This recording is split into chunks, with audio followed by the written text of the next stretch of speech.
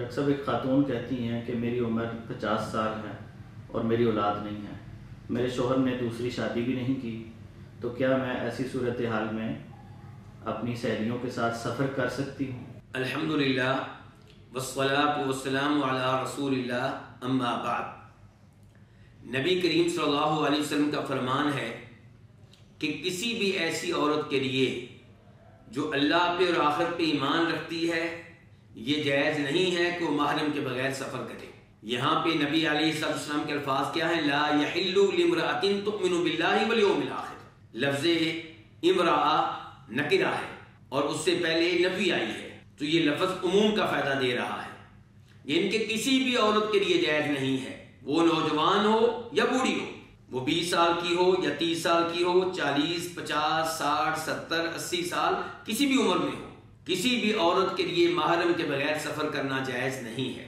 یہ ہماری بہن جنہوں نے سوال کیا ہے، شاید وہ سمجھتی ہوں گی کہ میں 50 سال کی ہو چکی ہوں، بڑی عمر کی ہوں اور میری مجبوری بھی ہے کہ میری اولاد نہیں ہے، بلکہ صورتحال یہاں تک ہے کہ میرے شوہر نے دوسری شادی نہیں کی کہ ادھر سے اولاد ہو اور میں ان کے ساتھ سفر کر لوں۔